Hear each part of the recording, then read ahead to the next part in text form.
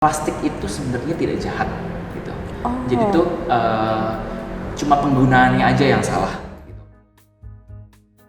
Halo Itizen, jadi hari ini gue Naura dari tim Eating.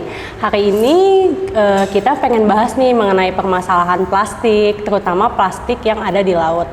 Nah, hari ini gue nggak sendiri nih. Hari ini ada temen nih bareng gue. Halo, silakan kenalin diri. Oke, gue Bagas. Gue itu Operations dan Partnership Manager di alas.id.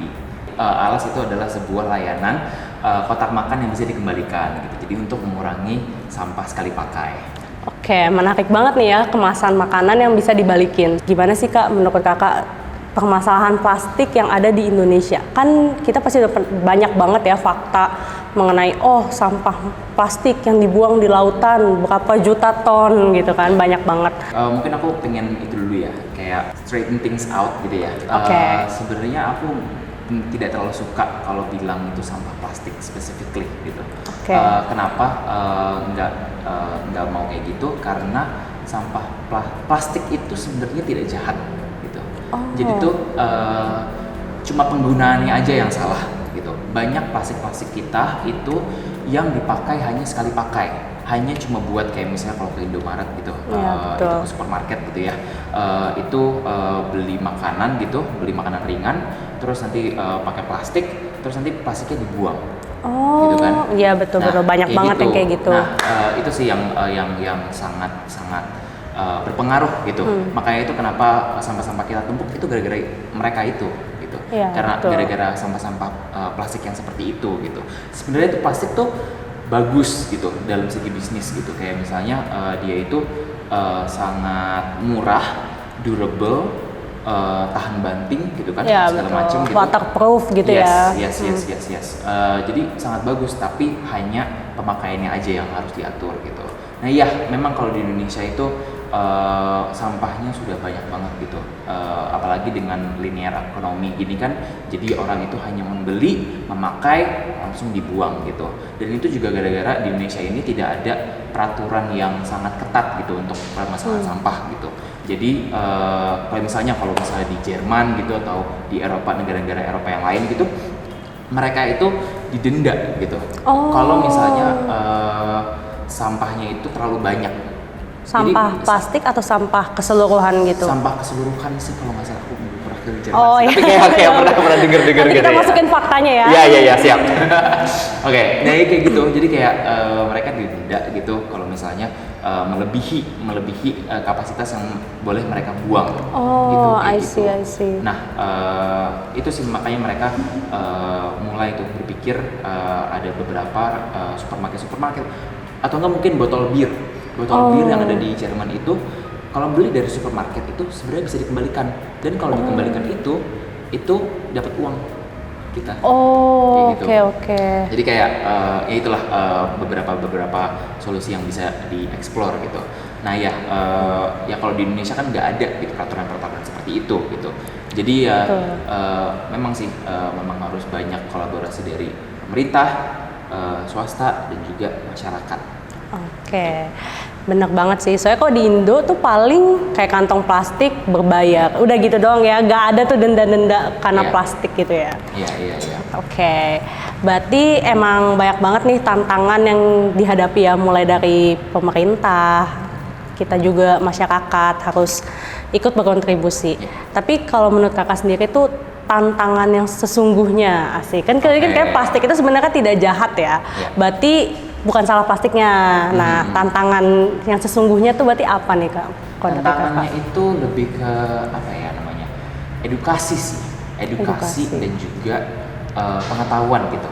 Kita itu biasanya kita makan, bukan makan deh, mungkin kayak belanja di supermarket gitu, terus kita buka kemasan beras gitu, misalnya beras gitu kan, beli beras, buka kemasan berasnya, terus dituangin berasnya kemana gitu kan, terus nanti plastiknya dibuang.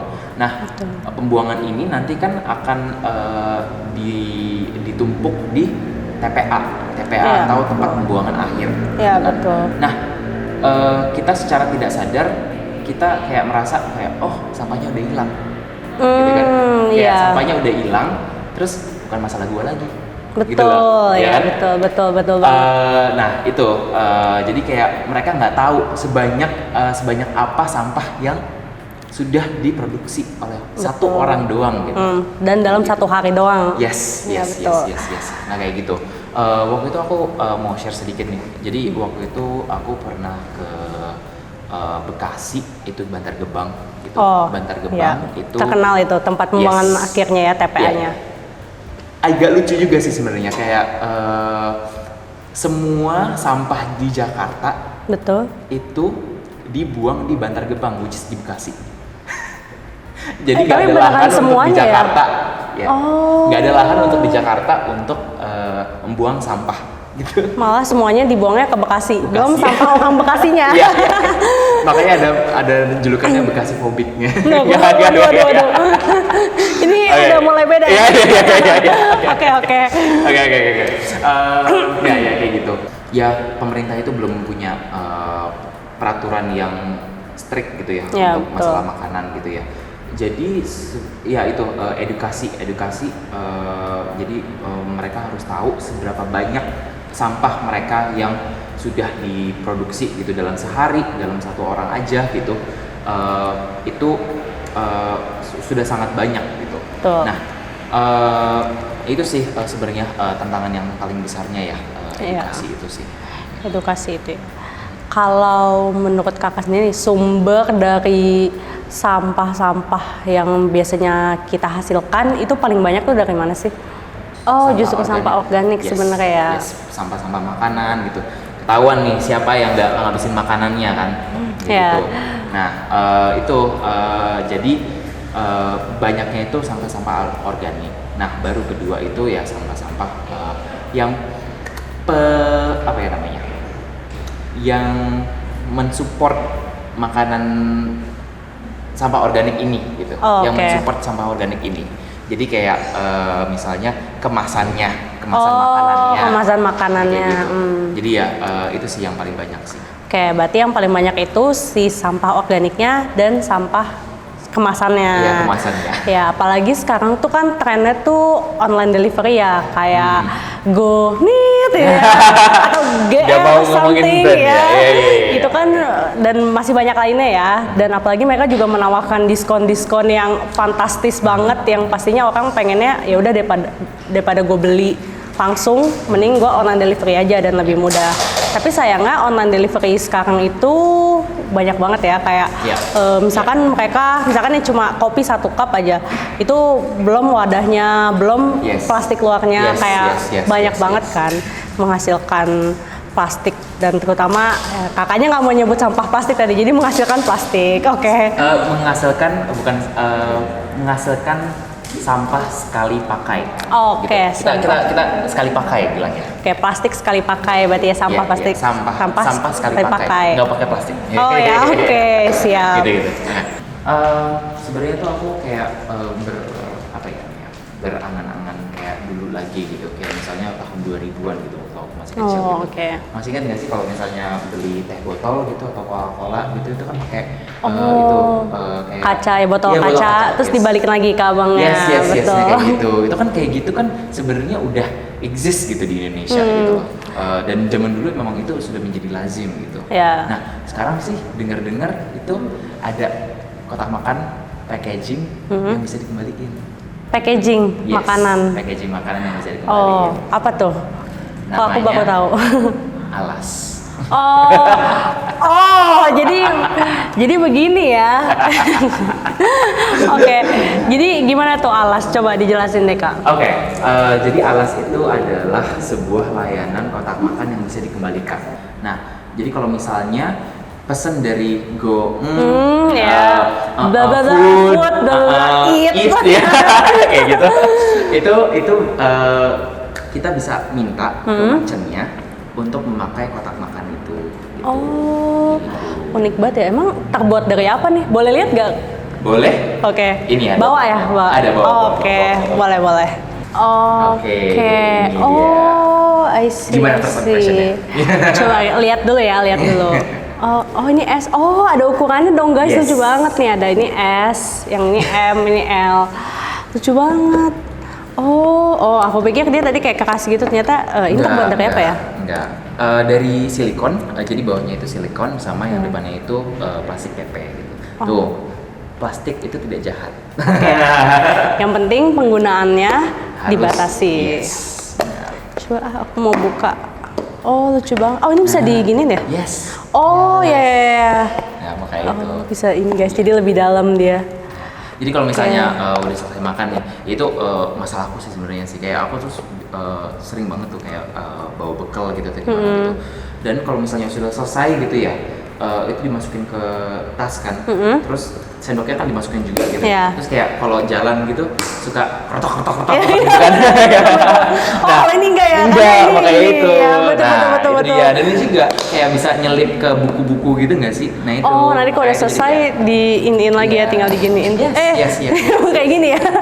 Ini alas. Jadi misalnya kalau Kak Naura itu mau pesen GoFood gitu, Iya. kan dapat packaging seperti ini. Oke, nah dan juga untuk pencuciannya sebenarnya kita tidak mengharuskan ya, tapi memang banyak orang-orang yang sudah melakukan itu karena kebanyakan dari customer kita itu sudah memilah sampah. Gitu. Oh, okay. Kalau kalian tahu, kalau sudah memilah sampah itu mereka itu harus mencuci sampahnya dulu, dibersihkan dulu gitu sebelum dikumpulkan gitu. Nah, mereka tidak apa-apa gitu kalau misalnya tempat makan kita itu sudah dibersihkan. At least dibersihinnya aja sih, makanannya aja sih. Itu aja. Nah, dan kita juga punya standar operasional sendiri untuk pencuciannya. Jadi nggak usah khawatir. Oke. Susah apa enggak gitu apa segala macam. Ini aku sendiri yang bikin SOP-nya. Oke. Iya. Jadi kayak literally kita ngebersihin sampai bener-bener sela-sela kotak makannya ini. Oke, jadi terjamin lah ya pokoknya pasti bersih. Yes. Boleh nanya nggak, kenapa sih Alas ini bisa mengklaim kalau kemasan ini lebih ramah lingkungan? Oke. Kita lebih ramah lingkungan karena ini tempat makannya ini selalu digunakan ulang gitu ya. Jadi saat dikembalikan itu akan kami cuci kembali, lalu nanti akan di restock lagi ke merchant-merchant tersebut. Gitu. Jadi selalu berputar gitu, selalu dipakai. Jadi nggak usah khawatir kalau misalnya ini tuh nanti kan biasanya kalau kita beli sesuatu gitu ya, kayak misalnya tumbler itu kan kalau beli tumbler cuma jadi hiasan doang, nggak dipakai lagi gitu. Terus kayak kalau nggak dipakai lagi nanti malah beli botol minum mineral gitu dari supermarket terus-terusan gitu ya, sama aja dong, sampahnya keluar lagi kan. Makanya itu ini kenapa kita mencoba untuk membuat sebuah sistem yang reusable gitu ya, reusable dan returnable gitu. Ini untuk mengurangi sampah sekali pakai itu.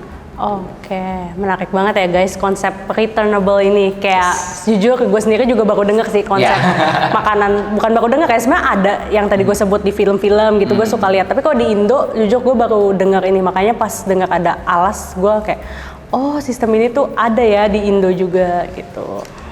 Nggak cuma di luar negeri doang. Iya, di Indo pun ada sekarang guys. Jadi kita emang harus lebih melek sama apa yang ada. Oke, terus mau nanya dong, kan tadi jadi ini kemasannya itu kalau gue pesen itu maksudnya dari si merchant gue itu, merchant yang gue pesen itu mereka ngantar langsung pakai ini gitu atau gimana ya sistemnya? Masih bingung nih sama sistemnya. Oke.